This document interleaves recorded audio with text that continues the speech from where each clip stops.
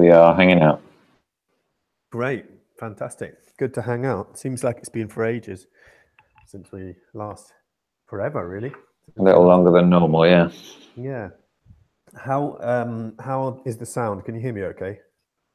Yeah, I think you're all right. Your How about levels now? are good. Any difference? Okay, I think great. you're just fine, yeah. So we decided that we were going to talk about superstition and social norms, which is it's such a huge subject. There's so many, and there's no possible way that we can talk about them all. So I don't know about you, but I found a select few that I thought were quite interesting. But I don't know if you have one of my favorites, which is the word of the day. Yes. I don't know whether I'm even pronouncing it right, but Okay. polulate. Polulate. Polulate, yeah. Okay. And the meaning is to breed, produce, or create rapidly. Ah, it's like populate, or really, isn't it? I suppose, but yeah, polulate. Yeah, I guess that. I like the word in relation to creation, I guess. Yeah. Create rapidly. Like cockroaches polulate, then presumably. Yeah, maybe. Which is funny because every morning, and this may be a bit of a weird personal social norm, that although not very superstitious, but every morning when I do my morning routine, I'm not going to go into that in too much detail, but brushing teeth, getting up, changed, washed, showered, and toileted, I take that opportunity to read, I suppose, the modern version of a newspaper, and I just have a look through some on my phone. I have a look through. I don't know. You may do the same thing. It's I just have a look through the news articles and stuff like this. And one of them, funnily enough, was about cockroaches. So, which is why I thought of cockroaches when you mentioned what was it again? Polulate. Polulate. Polulate. Polulate or polulate, one of the two. Polulate. Well, I read about them. There was a brief thing that says, why are they so difficult to kill? And there've been all these DNA tests done on them, and it turns out that female cockroaches are able to reproduce asexually if there are no males, and they can do this generation after generation after generation, essentially cloning themselves. So they could have a huge, rapidly bigger or polulating. I'm really struggling with that word. Population. They can polulate really, really quickly. But they're all clones. So no matter how many females there are, they're always going to be females. And they can only get the genetic diversity going when a happy male turns into this. It's like, like a teenage boy's fantasy where he just like suddenly turns up, and lo and behold, there are thousands of females all waiting for him desperately. So cockroaches are not very common in the UK. But I must admit, I see them here in Spain scuffling around outside sometimes. It's pretty gross. I've never seen one indoors, but you see them scuffling around out in the evening when it starts to get dark. Pretty gross. But yeah, there you go. They polulate. Rabbits as well, didn't they? Myxomatosis was invented, I believe, and then introduced into Australia to wipe out the rabbit population. Amazing, with no real natural predators. I mean, they do have predators. There's monitor lizards and snakes and dingoes and things, but I don't know if you've seen it, but the photos of a line of grass with just rabbits as far as the eye can see, just eating, all walking along in a line with desert behind them. It's extraordinary. Anyway, they certainly polulated. Yeah. So there you go. I never know what we're going to talk about on these calls. I never could have guessed that it would be about cockroaches and bunnies. And frogs. Is that all the next? That's the next thing, but not frogs. Technically, toads, cane toads to be precise. They introduced all these things into Australia when they didn't really know what they were doing, which has made Australia the absolute #1 hotspot in the world for stopping any kind of food or animal or anything organic from coming into the country. It's a criminal offence to bring in an animal or any food products at all into the country. They have these, as you come in through customs. I mean, I haven't been there for many years, but certainly then, but even back then, years and years ago, when you came through customs, you had this big warning saying, if you have any organic matter, you need to throw it away here. And then there was another one saying, this is your last chance. It's a criminal offence. If you bring it through from now on and we find it, you're in trouble. And the reason is because of all these sort of experiments with rabbits and things like this. They animals that just go run amok and polulate and run amok in their environment, destroy the place up. So cane toads was an idea. They brought in some kind of insect, I believe, in order to help crops, and that insect got out of control. And I think it was. No, this is what it was. I remember now. So they started farming intensively and there was poo everywhere. They didn't know what to do with it, believe it or not. So they introduced from Africa dung beetles to collect all the poo and deal with that. And that was great. But then there was so much poo and so many dung beetles and they didn't really have any predators. So they run amok and they polarized. I still can't say that word. Polarized. You've added a bit on the end, but the word is polulate. Polulate. So polulated may well be relevant there. Ah, well, there you go. So they have a tendency to polulate, not polar bear. It's a different thing altogether. And they don't polulate. Anyway, so yeah, so the dung beetles run amok, rolling balls of poo around all over the place. And they thought, this isn't very good. So they thought, I know, we'll introduce something that eats them and that will deal with them. That will sort out the problem. So we got rid of the poo. Now we need to get rid of the dung beetles. And then so they brought in cane toads, again, I think from Africa, which feed on these dung beetles. And guess what? They run amok. And there's cane toads everywhere in the north of Australia. It's unbelievable. You see crusty, dried up ones on the road where they've been run over, and they're just absolutely just everywhere. And they're massive as well. They are literally about twice the size of your palm. So they're pretty big, and so obviously they polarate as well. Anyway, great word. Never knew about it. Still not sure I can pronounce it properly. But it's always good. I do love these words of the day. So anyway, superstitions. I mean, how do they? I mean, you were the one that suggested superstitions and social norms, because it occurs to me that superstitions are sort of tightly weaved into the fabric of culture, and they dictate social norms to a massive extent. I mean, I suppose one of the biggest superstitions, if you can call it that, is the church, the Catholic Church. It's all based on superstition of I suppose you could call it. Maybe that's being a bit out there to say that, but I'm pretty sure that it's out there. But yeah, I mean, we were originally going to do two separate calls, weren't we? And decided that there was some overlap between superstition and social norms. And we've already done a video on the burden of proof, which is worth listening to, because otherwise, I don't want to go back over what we've already talked about, because I think some of it applies here. If you understand the burden of proof, then you understand that none of these things are remotely provable that we're going to talk about. Yeah, or actually, it's very easy to disprove them, but it's not easy to prove that they're accurate. But you sent over some stuff previously, and you've done a ton of things which I'd like to go through.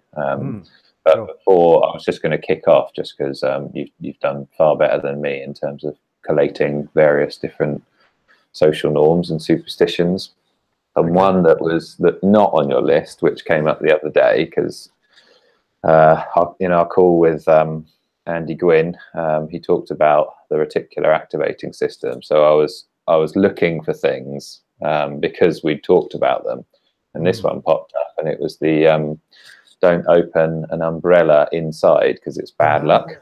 Yeah. And that came up a few days ago, and I thought, you know, it doesn't exactly stand up to scrutiny, does it? Because if you think, okay, how does that work then? How might that be true if it were true? I thought somehow, you know, the umbrella knows, like the umbrella has consciousness, and it knows, it can see that it's been opened inside. And then I thought, imagine if you were like an umbrella salesman and you were it was your job to you know, or you were the guy that manufactured the umbrella, and you know, you worked in a factory and created the umbrella, and in order to determine whether it actually worked, because you're in on this like little secret about the bad luck of opening an umbrella, with every single umbrella that you created, you'd have to go outside in order to make sure that it that you didn't get bad luck. Yeah, you would. Yeah, that would be a bit. Yeah, you'd want to have a door very close to you, wouldn't you? So you could get in and out. Otherwise, you're gonna do a lot of exercise. Yeah, it's weird. I've not thought about that. It's a really good one actually, and it's weird. But a lot of these superstitions come from somewhere, and they have some kind of cause and effect, and there's some weird logic that sort of sparks them all off in the first place, I think. Yeah, the interesting thing about, because the list that you sent over, which is I really want to go through that. The reasoning behind some of them, because I did think about the fingers crossed one, which you sent through. The reasoning behind some of them, you would never say to someone, you know, you shouldn't open an umbrella, for example, because it means that, I don't know, the devil can get into your soul or something like that. Anyone would think you were mental if you actually said that. But still, that sort of superstition or social norm is still looked at as a relevant thing. You know, you shouldn't do that. But then the reason why you shouldn't do it is crazy. But yeah, absolutely, it is weird. But I mean, a lot of them come from religion. Well, they have kind of religious backgrounds, not just sort of the Christian religion, but other religions as well. And this is what I kind of meant about superstition. And sometimes I think they get lost. Their origin gets lost in time and twisted and sort of changed. I mean, you mentioned the crossed fingers. So for luck, you cross your fingers, you know. Oh, I wish, please, you know. Even with the lottery, their symbol is yeah. Isn't it? Could do. It's never me, by the way, but it could be. It could be you if you cross your fingers. That's where I'm going wrong. I'm not crossing my fingers. So yeah, this was based on the cross of Jesus. So early Christians, well, at least this is a theory of the origin of it, and it kind of makes as much sense as any other thing that I can come across. But yeah, so early Christians were obviously not allowed to. You weren't allowed to practice Christianity. And so it was a sort of secret, hidden thing. And so it was a bit like a Mason's handshake, you know, the crossed fingers was a sign of the cross, and it was a sign of Jesus, and that you were a Christian, so you could identify other Christians. I would have thought that I don't know about the Mason's handshake and how complicated it is. I like to think that it's extremely simple, and it's just literally a thumb or something, or a finger positioned in a slightly different way that's as obvious as the crossed fingers, perhaps. But yeah, I mean, that's where that came from. And then of course you can take the cross with you, I suppose, and Jesus is on your side, or God is on your side, or something, if you have the cross. So that's, I suppose, where the luck element comes from. But yeah, I had no idea that crossed fingers had anything to do with the cross, a symbol of Jesus. No, so hardly a good resemblance, is it? Yeah. You might as well be crossing your legs as you sit down. I mean, what's the difference? Well, or crossing your toes. Yeah, crossing your toes. Now that's you've got to be pretty specialized to do that kind of thing. Yeah, but crossing. So yeah, okay. In Thailand, that's an interesting one. Crossing legs. Thailand is.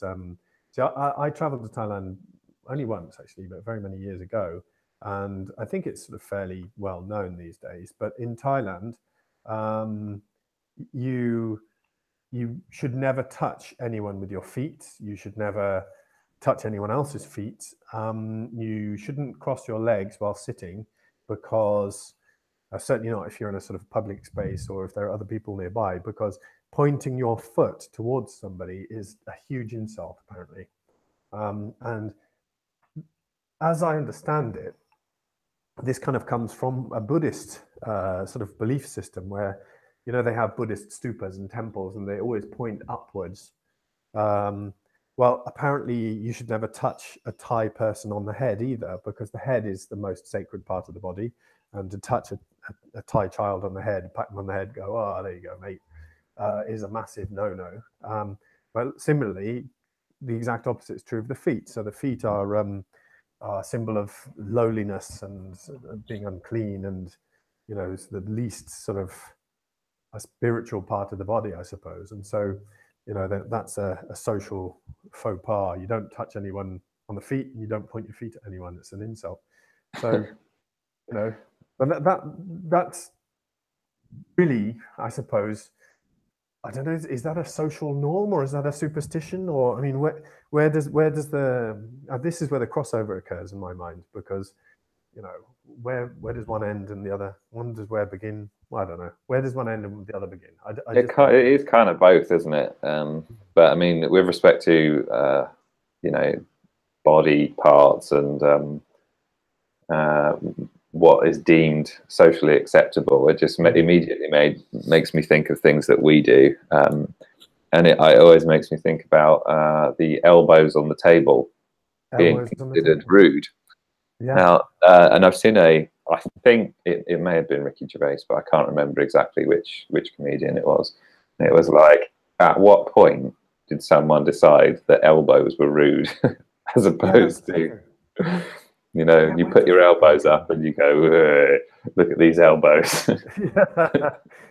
Well, funnily enough, apparently in the Victorian times, where everything was very austere, they used to, that's when they started covering table legs with cloths, because before that, you know, the table legs were bare. But to be able to see a chair leg or a table leg was considered indecent, because it was sort of sexually suggestive. So it's a kind of desperate symbolism, I suppose, for a very, very repressed society at the time. It sounds repressed, yeah.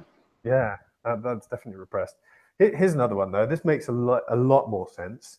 And this is definitely a social norm, I'm sure. But in India, you have to eat with your right hand and wipe your bum with your left hand. When you sent this one over, I thought, this is the only one which has like a semblance of logic behind it. Yeah, you know? That does make sense. There's at least some reason for doing that. But if you didn't know, though, you wouldn't know, because I mean, unless you were left-handed, of course. Yeah, but I mean, I don't. Perhaps I shouldn't be saying this, but I'm right-handed, so I do most things, including both of those things, with my right. But I do wash my hand thoroughly. You know, my hands become very clean and washed after every time I go to the toilet. You know, it's not my favorite place in the world.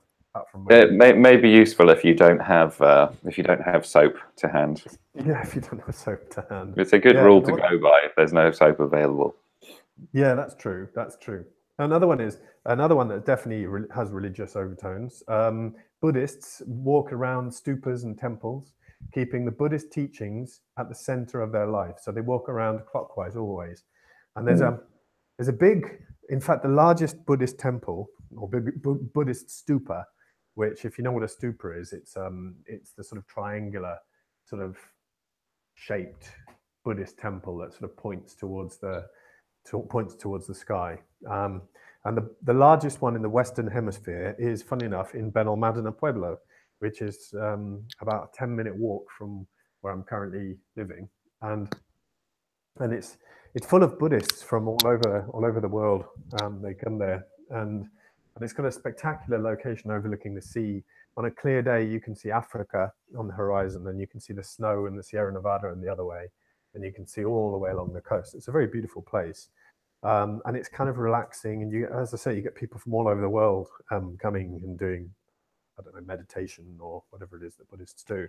But you also get a lot of tourists. And I happen to know, because I was an avid reader of Tintin when I was a little boy. I loved Tintin books. And in one of them, Tintin goes to Tibet. And as he and Captain Haddock are walking past a stupa up in the mountains, one of the Sherpa men gets extremely, no, Captain, you must always walk to the left of the stupa. And because he's walking to the right of the stupa. And of course, that sort of spooks him out, and he loses his footing and he goes crashing down the mountain. And it's all because of the bad luck, because he walked to the right of the stupa. So there you go. I see the tourists all the time walking the wrong way around the stupa. And yeah, I mean, there are people who, even local people, who know that you should walk one way around it. You're supposed to walk 3 times around it at least, in the clockwise direction. So again, that's about luck. So you do that, and you keep Buddhist teachings to the center of your life, but you would also keep it to the center of your life if you walked around the other way, in fairness. So that's the social norm that's come from a belief in the Buddhist teachings somewhere. So yeah, I mean, there is a lot of crossover.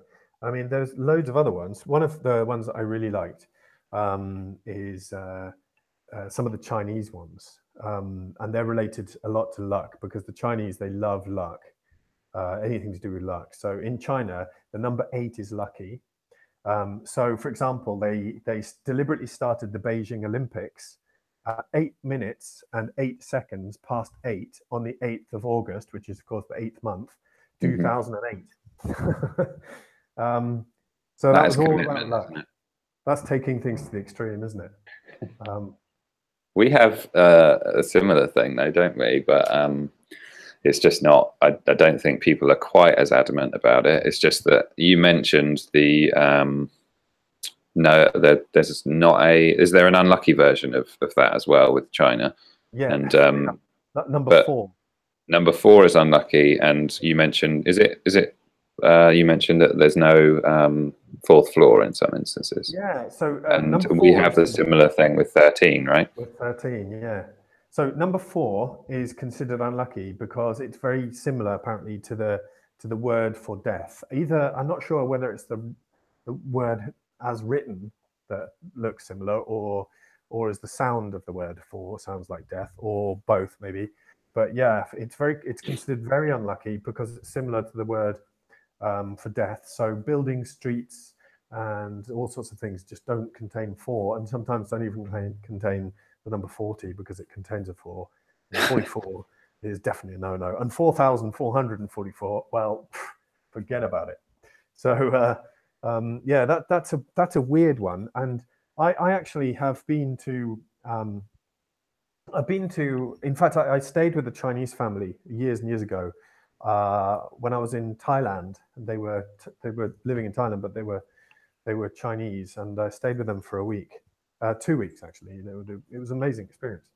But these at that time it was the Chinese New Year, and so they celebrated, and there was lots of celebrations. And one of the things that they did was to give me an envelope with money in it, which was very welcome because I was on a shoestring. I mean, I was basically on a shoestring budget. I was traveling around the world in my gap year, but you know, before university, and I had literally very little money. So it was very welcome. But they made everyone in the family, including me, line up, and then the head of the family, who's obviously the man because they have that kind of strict patriarchal system there, he handed out these red envelopes, and I got one, and it had quite a lot of money in it. And they also wanted to buy me a whole new outfit of clothes because they thought my traveling attire wasn't good enough. But I had to politely decline that one because I wasn't going to wear extremely expensive, lovely clothes or accept them and then walk around traveling with a backpack around the world with them all. But yeah, it was in an envelope, and the thing about it is that the envelopes were red. And it turns out, and I didn't know this, but in China, red is an auspicious color because it symbolizes luck and happiness. And so they give red envelopes with money on Chinese New Year. And and you see red lanterns and a lot of red, if you think about it, in China, because it's a symbol of luck. I'm not quite sure where that comes from. Well, I can tell you that over here, I didn't know you were going to speak about this, but over here, the color red is symbolizes lust and anger. That's true. So Yeah, I didn't think of this one, but it very well may be the case that neither one of those is has anything to do with anything. Maybe it's just our interpretation of things. Well, I can kind of understand that, maybe because I'm coming from a Western perspective, and I might, but blood is red, isn't it? So anger kind of makes sense. Blood gets spilt with anger and things like this. So yeah, he saw red, quote unquote. Yeah. So I think that kind of makes sense. And the funny thing is that even though red is auspicious in China and lucky color, you can't write people's name in red, because apparently in ancient China, criminals had their names written up on placards for sort of people who were going to be executed in chicken blood.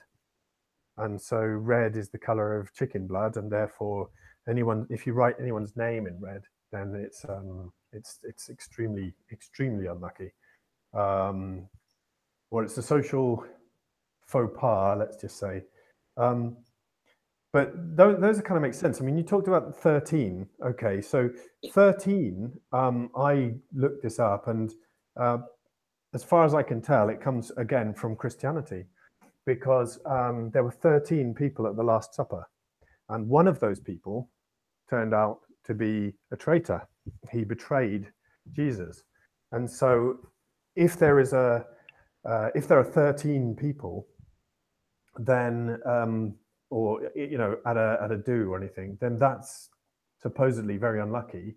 And apparently in France they take this to I had no idea about this, but apparently in France they take that to a bit more of an extreme, so that they would never have 13 people at a dinner table, because something unlucky will happen to one of the members. So a bit like sort of an Agatha Christie novel, a mystery there. Something's going to happen to one of you because there's 13 of us.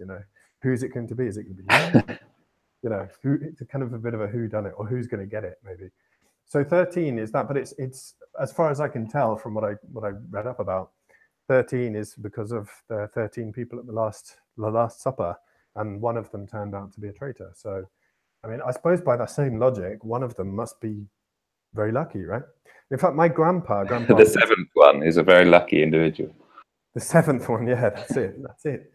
See, my grandpa, he always loved the number 13. So he said, well, you hear 13 unlucky for some, but by his logic, it was, if it's unlucky for some, that must mean that it's lucky for others. So I'll take that.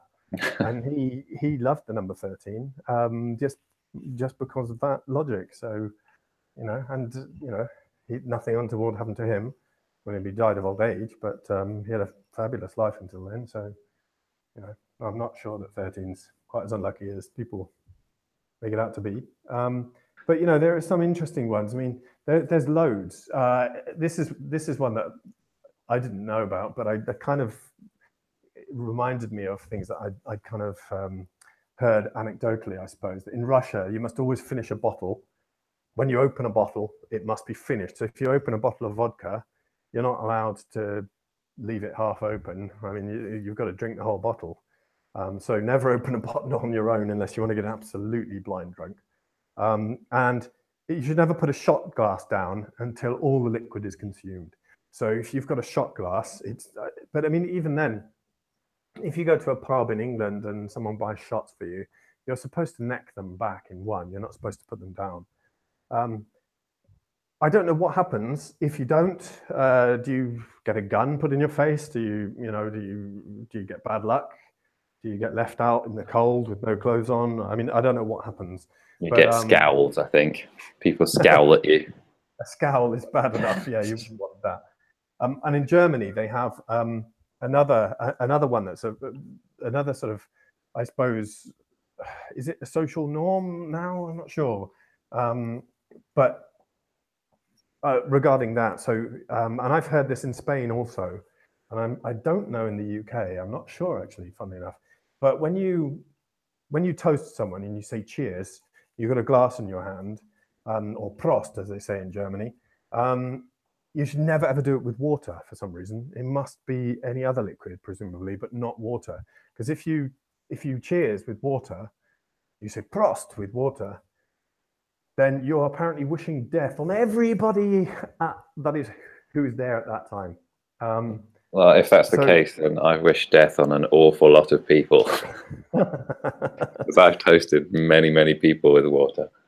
Yeah, well, that's it. Because you just drink water, don't you? That's pretty much all you drink. And pretty much, yeah.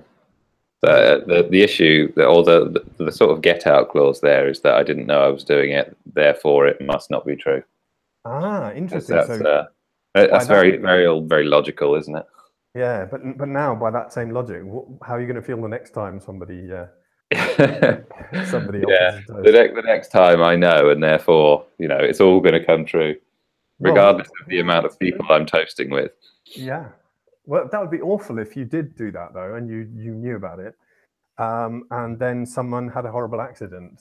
Coincidence, obviously, but I mean, these are the kind of things that spur these kind of things. I mean, sportsmen wearing the same pair of underpants or whatever that they always wear when they, because it's their lucky underpants. You hear about that kind of thing all the time.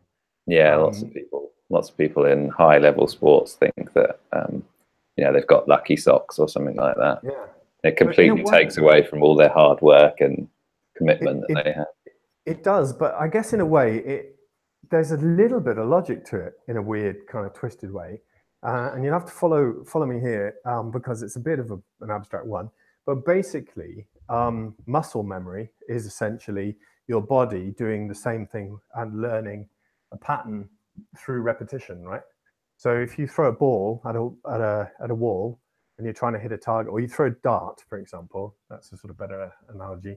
So you throw a dart at a dartboard. The first time you might not even hit the dartboard, or you might not hit where you're trying to. You're not going to hit the bullseye. But the more you do it, the better you're going to become at it. And it's the same with any sport and with anything, with video games and all sorts, even driving, whatever it is, where there's sort of hand-eye coordination.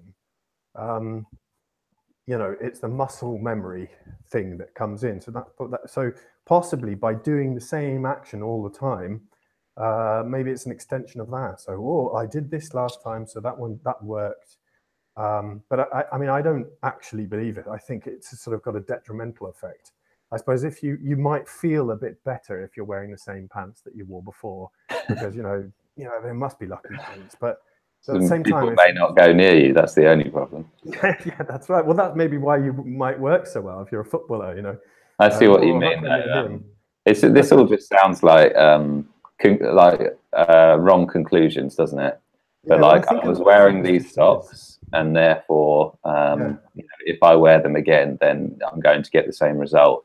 If you think that, then it may be more probable that you do get the result, but that's not because of the socks. The socks aren't lucky. It's just that you feel better about wearing the socks, and therefore you might perform better. And this is the same thing with it might come back to the water thing that you talked about. It may be that at one stage there was one guy at a toast or something toasting with water, and terrible things happened to that group of people, and therefore the conclusion is that it must be the water, and therefore no one can toast with water in the future, and so it's just a conclusion drawn, which is just not a relevant conclusion. Oh, I just remembered actually, Friday the 13th in particular is unlucky, isn't it? Because Good Friday, that was the time of the Last Supper, I believe. So that's that. But funnily enough, in Spain, it's Tuesday the 13th, and Latin countries, it's Tuesday the 13th, which is unlucky, not Friday the 13th. So by that logic, if I'm in Spain, I get 2 bad luck days. I get every Tuesday the 13th is unlucky, and every Friday the 13th is unlucky. Or glass half full, I don't get any because they counteract each other. And I tell Friday the 13th it's only Tuesday, because I'm in Spain. Tuesday the 13th, that's unlucky. So you can, I don't care about you. And then when it's Tuesday the 13th, I say, no hablo español. I'm English, so that doesn't apply to me. There are a few things. I don't know if you know this or do this. Pinch punch first of the month. and you've got to say white rabbits at the beginning of every month. I never heard of the white rabbits before, no. What I don't know where that comes from, but white rabbits is apparently for good luck. And a pinch punch first of the month, I think, is just a cheeky rhyme and a good excuse to give someone a pinch and a punch. I'm not sure. Or a punch and a kick for being so quick. Here's one: black cats crossing your path. Now that's to do with another one from the Middle East, like the evil eye. So these are belief systems that, again, sort of got a superstitious or religious context. A black cat belongs or could belong to a witch, I suppose, and therefore if you saw a black cat while you were walking around, it could be that the witch has got her evil eye on you and she's spying on you, and something horrible is going to happen to you. So, you know, that's something there. This is a Lee Evans sketch. This is. So I feel sorry for people that actually own black cats. They can never relax. Yes, absolutely. Yeah, that is kind of weird. I mean, it's a bizarre thing. Here's another one: throwing salt over your shoulder. I can't remember whether it's your right or your left shoulder, but you're supposed to blind the devil or something by throwing salt over one of the shoulders, presumably the left. But I couldn't ever remember. So for the longest time, I think I'd go, you know what, I'm just going to throw salt over both shoulders, just to be sure. And then at some point, I thought, all this superstitious stuff is just nonsense. So I stopped altogether, and nothing's happened since then. So I think that's all right. Locking the door 3 times, I came across. No idea about that. I've never done that or heard about it. Here's another one. Don't walk under ladders. Now that seems just like common sense to me. There's a certain amount of logic there, isn't there? There definitely is. So it's like the Indian one. Don't step on cracks. What's that about? I mean, you know. There are some people actually with OCD who take that to the extreme. They have to. I don't know whether they have to go back and start again or something, but there are some people that really do take that one seriously. Well, that's bizarre to me. I mean, there was a girl at university, and she wouldn't step. You know, when you've got not manholes, they're kind of round, but the sort of square ones, and there's 2 or 3 together, where, you know, in the pavement, and you're walking along. She said, never step on one on the middle one, and apparently this was a superstitious thing, but to me it just seemed pure logic. I mean, the middle one is probably the least safe of the 3, and you know, if it's going to fail, then you don't want to be standing on it. So that kind of made sense to me. Killing a spider makes it rain. Now, this was something that I was told when I was a kid. And I know that a lot of kids in the playground would be deliberately killing spiders just to see if it was true or not, which I thought was kind of probably exact opposite of where this thing came from in the first place. But then again, I grew up in Wales, and it rains almost every day in Wales. So perhaps there was a bit more truth in that one than we know. But where that came from, I do not know. I have no idea. I'm racing through them because I don't think we've got a huge amount of time today. Well, I just wanted to get one in, if that's all right, because I thought it was interesting from the point of view of all these social norms are sort of interesting and funny, but I thought about the concept of a proposal. One person proposes to another, and it is standard practice to give the receiver of that proposal a diamond ring. Well, to any person that doesn't otherwise know this tradition, that very much looks like a bribe to me. Yeah, that's true. Yeah. I thought, it is a weird thing. Yeah, I'd not thought of it like that. And then I started thinking, not only I thought about a bribe, like would the receiver of the ring still accept if there was no bribe? And then I thought, well, what is the bribe? It's a diamond. And I thought, well, you know, does diamond even have any value other than what we give it socially? And I thought, well, what sort of value does it have? It's scarce. That's one thing, but that doesn't necessarily give anything value that it's scarce. And then I thought, it's the diamond, the concept of a diamond, is just because we give it value in our society because it's shiny. I think it's shiny. Yeah, I think you're right. I mean, it's the same could be said for gold as well, I suppose. We give it value. I mean, well, we know that some people would argue that gold does have some value, but yeah, you're right in the sense that it has a certain amount of value because we because we give because it we value. give it that value. And yeah, it has got value. And it was, well, this is a whole another topic, but yeah, there is intrinsic value, I guess, in almost anything, but certain things are more important than others. And if you're in the desert, you'll pay a lot of money for a glass of water.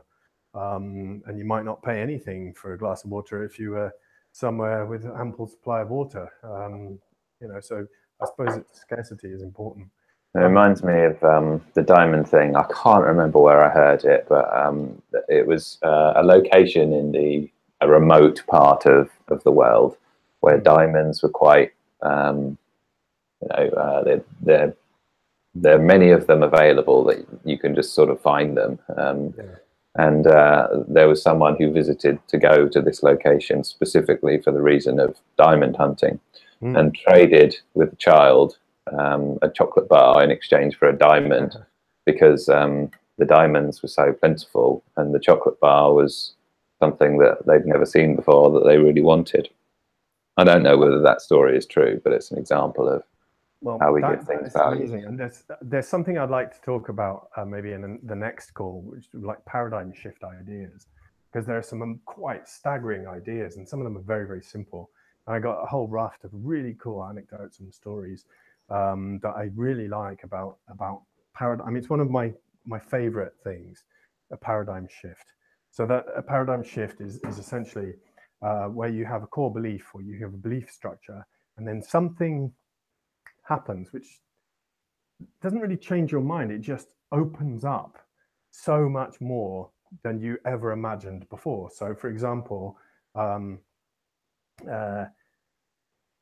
one idea of a paradigm shift was one that I came across the other day. There was a guy, and he was traveling in Africa, and he went to this incredibly remote, poor part of Africa, and he had some sort of what's it called? Frozen CO2, whatever it is. It's the really, really cold gas.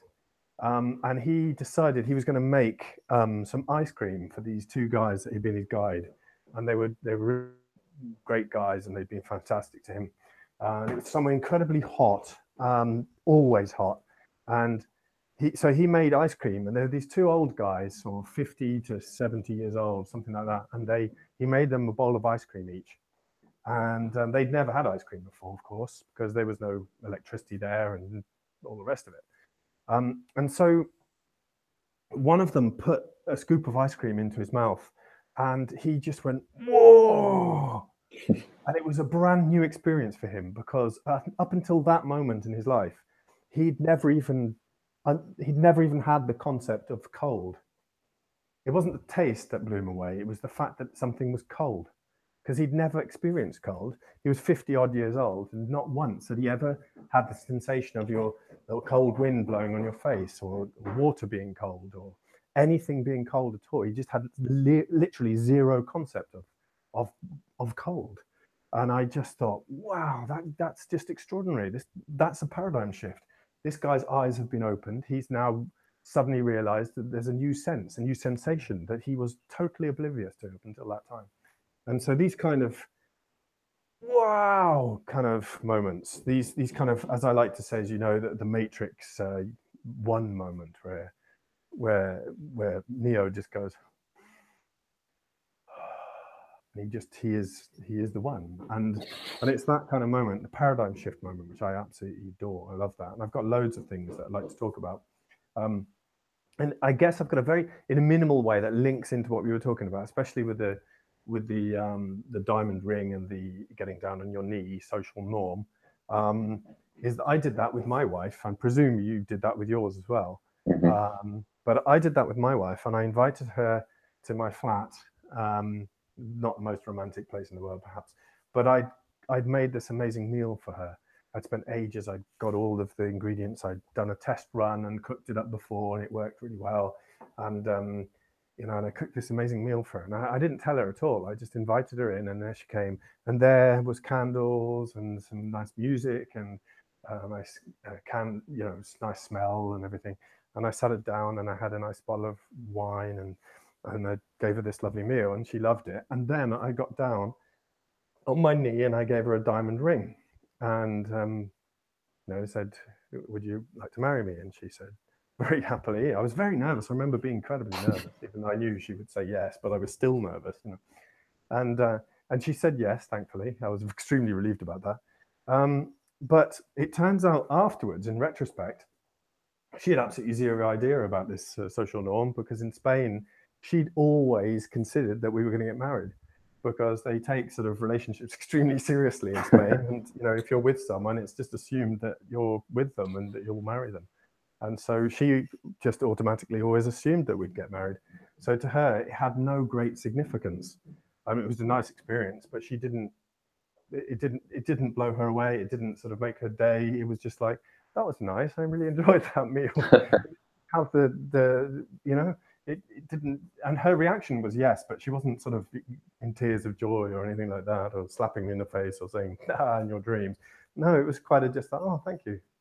Just quite a sort of, I thought, she's cool, this girl. She's super cool. But it wasn't until afterwards I realized that they don't really do that in Spain. It's just assumed that if you're with a girl, then you'll marry her. So there you go. It's a social norm. It's a different one. But I think that comes from originally a religious background, because we're coming up to what they call Semana Santa here in Spain, which is the Holy Week of Easter. And it's a really big deal. It's by far the most important holiday of the year. I can hear someone banging away with something, hammer. But it's by far the most, it's louder there. Hang on, I'm walking around. It's by far the most important holiday of the year, Semana Santa.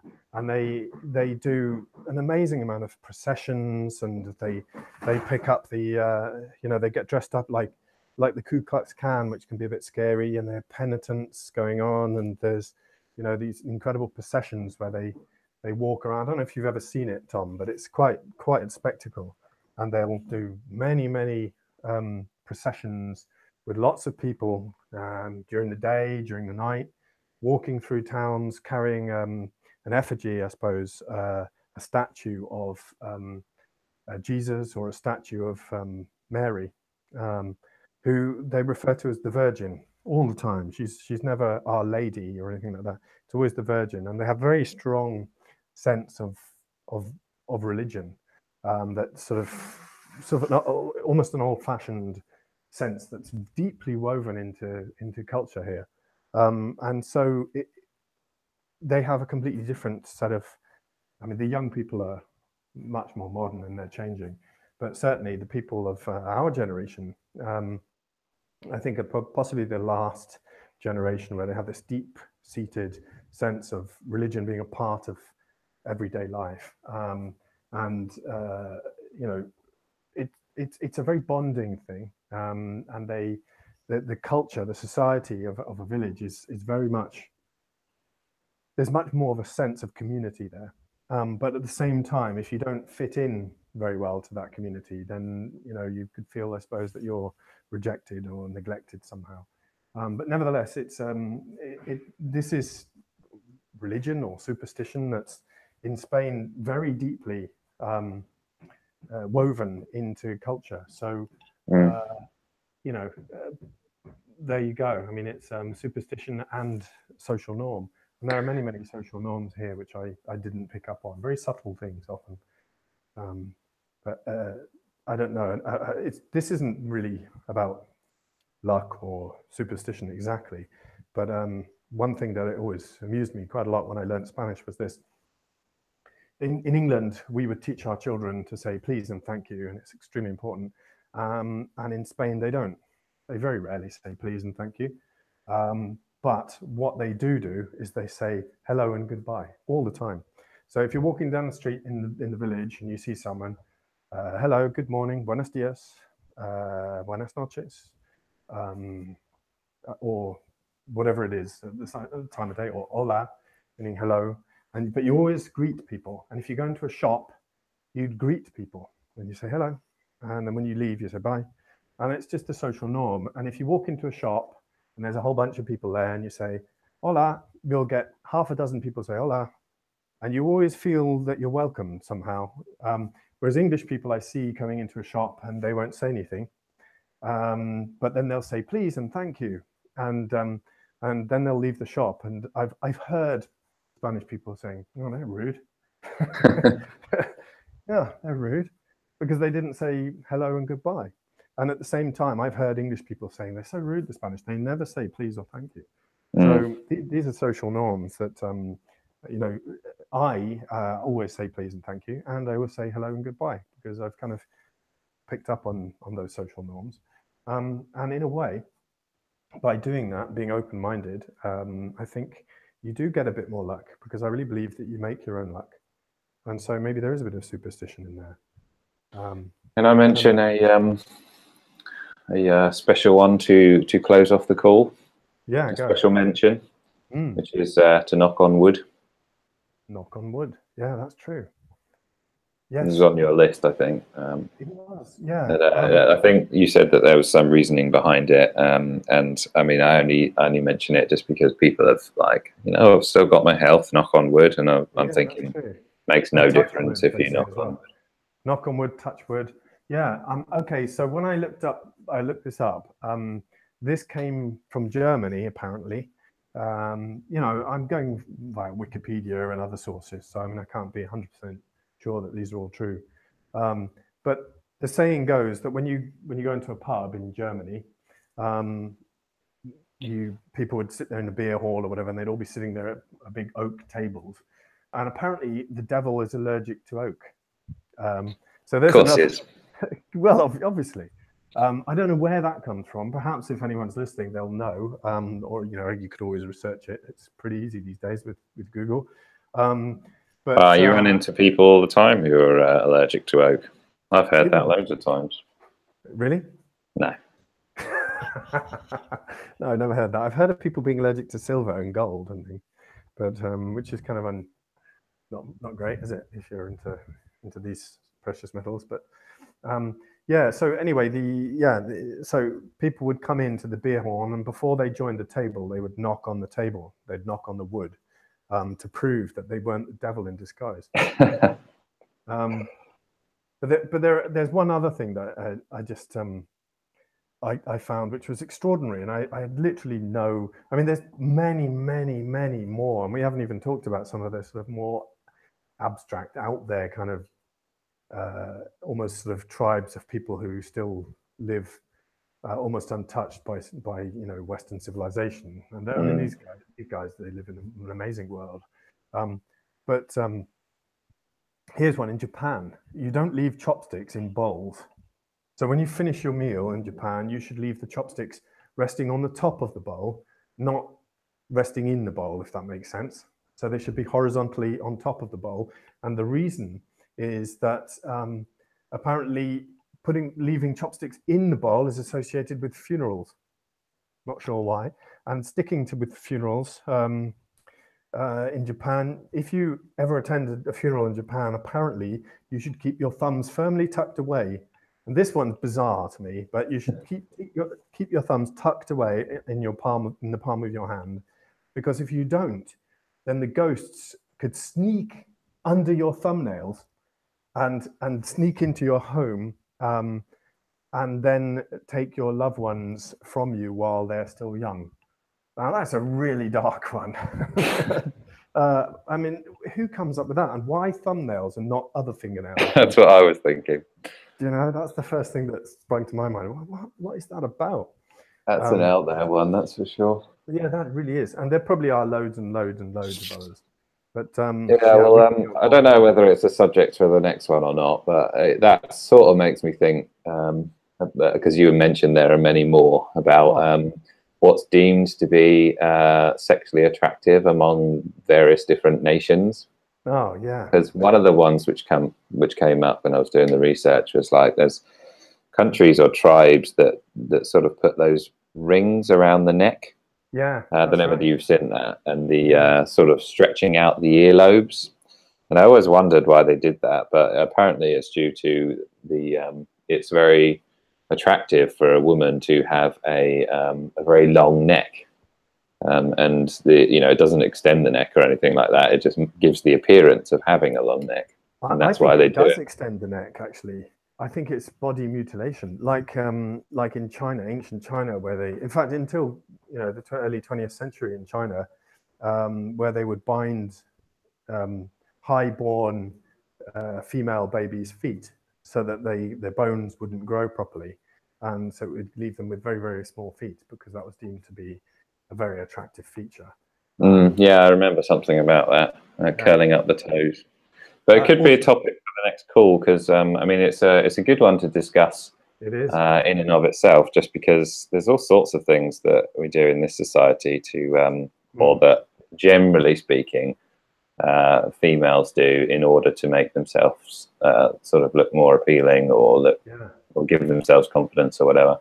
And there's a certain males there's a certain degree of male stuff with the six pack and the looking big due to the action heroes that you see on TV and that sort of thing. So if you wanted to discuss that, that'd be maybe a good topic for the next. I'd love to. Yeah, I think that's a really good idea. And that there are loads that spring to mind, and there's still more that we could do some research on and come up with some really interesting ones.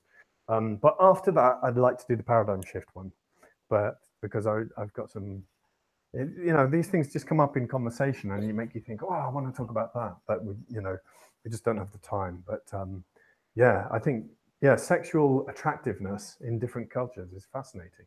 And what people, and not just in different cultures, but in our own culture alone, I think you could fill an hour talking about what, different things people do to try and make themselves look attractive just in the UK alone. And the interesting thing that I found out as well is how that comes about. So like, why is it that we deem, I don't know, high heels or something as some sort of additional, and how does that happen? Even how do we?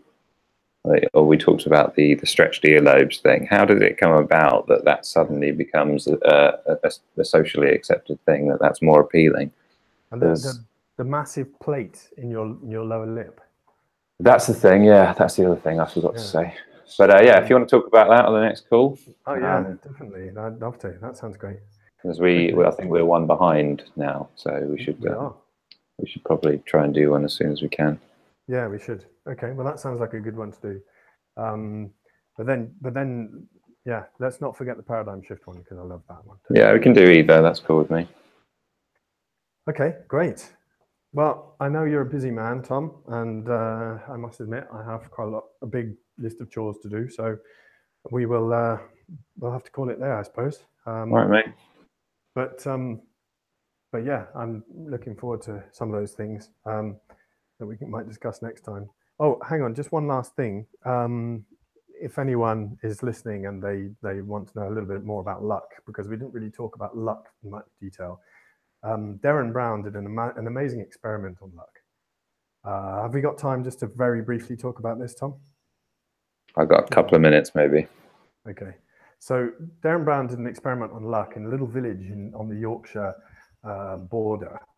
And he had someone spread a rumor that there was a lucky dog. There was a statue of a dog in a park. And he spread a rumor that this dog, if you rubbed its head, it would bring you luck.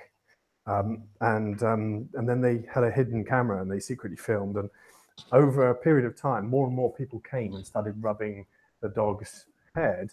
And eventually it made the local news, and people were interviewed saying, "Oh, since I rubbed that dog's head, I've won £70 on the lottery. I'd never won anything on the lottery before, so it must be due to that." And all sorts of things had happened, and they were all basically saying this was down to rubbing the lucky dog's head. And when people were interviewed, some people say, "Oh yeah, I've heard about the lucky dog. I think my grandma said something about that many years ago." And it was a very recently introduced rumor. And while he was doing that, and he had a spiritualist person come along, and she said, "Oh, there's an aura around this dog. It's like in the center of a vortex or whatever it is, a spiritual vortex or crossroads or whatever it may be." And that may be the truth for all I know, but pure coincidence if it is, because Darren Brown randomly picked that as a sort of a good subject to do the experiment with. But he also had interviewed a couple of people before the experiment started. And one of them was this butcher. called Wayne, and this made me laugh a lot because Wayne said, "Oh, I'm not lucky, me. Oh, I never have any luck. My brother's very lucky. He wins things and everything good happens to him, but nothing for me." And so they decided to do a little experiment on Wayne, and so they got a scratch card and they put it through his letterbox with a bunch of other stuff. And if he'd have scratched it, he would have won a brand new state-of-the-art TV. But of course, he threw it in the bin. He didn't scratch it. And then they said, okay, that didn't work. So here's another one. And they put a £50 note on the floor. No, first they had a guy standing around the corner from his street at lunchtime, around the corner from his butcher shop at lunchtime. And he came around the corner and the guy was asking people some questions. He said, can you name 3 cuts of meat? If you can, you win £20. And the guy was giving out £20 to all these people. And they were like, oh, great, yeah. And of course, Wayne, being a butcher, could probably name all of the cuts of meat that there are. But he said, oh, I'm sorry, I don't have time, maybe later. And he walked past this guy, so he didn't win his £20. And then later they put a £50 note on the floor when they saw him coming from around the corner. And they filmed him, and he walked straight past the £50 note, didn't see it at all. And finally, they took him out to a farm to do an interview with him, and they had this big lorry with a billboard on the back, driving around all day, following him around all day with, if your name is Wayne, call this number. And he saw it about 4 times during the day because it kept following him around everywhere. And his name is Wayne.